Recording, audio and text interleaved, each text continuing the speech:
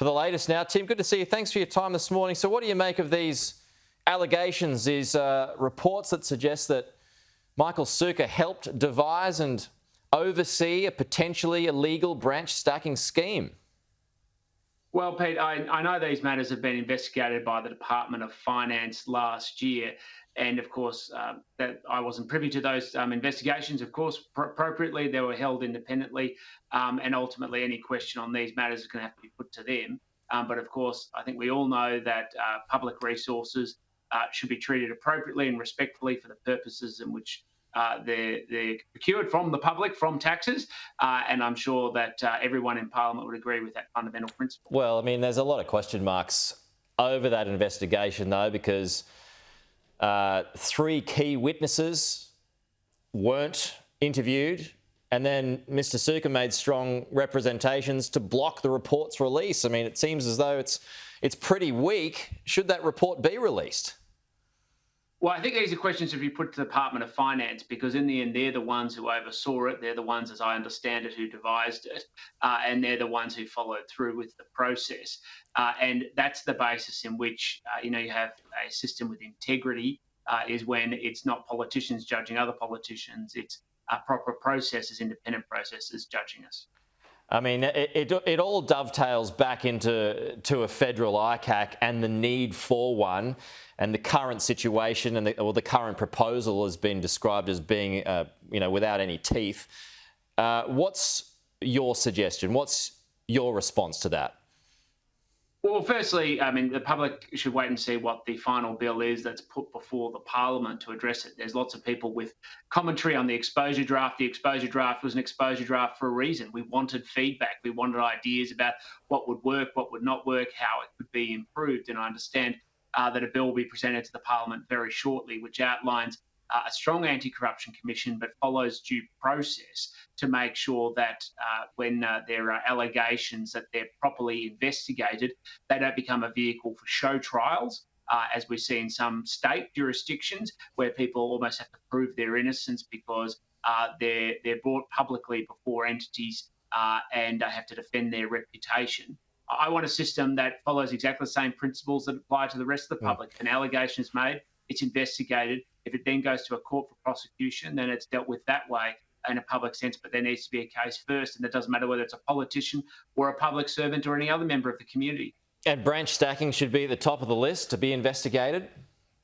Well, that's a very loose term, and I'm not sure whether it's going to be covered as part of that, but obviously the use of public resources will be part of that conversation. I mean, it's engulfed the Victorian Labor Party, and now it's the Libs' turn. Have you witnessed it in your state?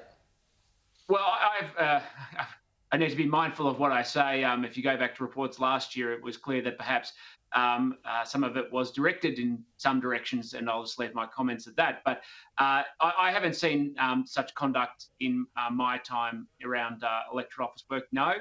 But if there's allegations, they should be appropriately put to the Department of Finance, where they should be investigated, because there should be no truck with using public resources for that purpose. Just a final one on the economy. We had the Treasurer on the program a short time ago, Tim. The economy is in fairly good shape, all things considered.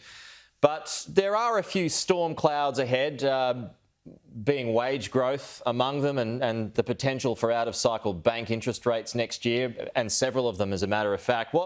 What are the issues or concerns that you've got within the next 12 months when it comes to our economy?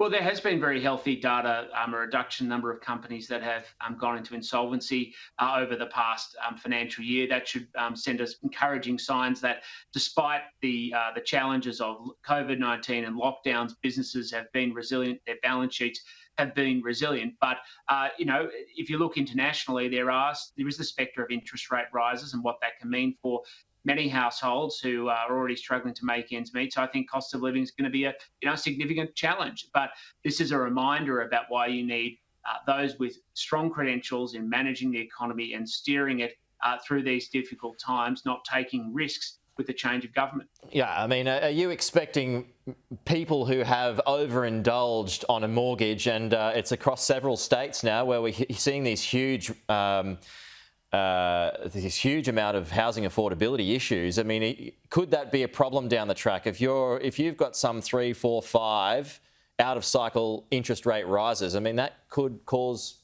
major problems when it comes to the housing market, even more than it exists now. Well, I've consistently been speaking out about housing affordability, so much so that I wrote a book about it last year, and will continue to do so, because housing affordability goes to the sense of security Australians have in their working life and their retirement. And yes, interest rate rises are a serious risk for those who have high debt to income ratios. So it's a reminder that interest rates, while are low, they're presently artificially low, and that they're likely to return to normal levels. That's why there's strong prudential regulation in place to make sure that people can finance their debt, but also to make sure that they don't overextend themselves on their mortgages. You got a guess on how many you could expect next year? I wouldn't expect that many next year, but what I would say is that the reality of where they are now is artificially low, and we should expect them to return to a more stable, higher level. All right.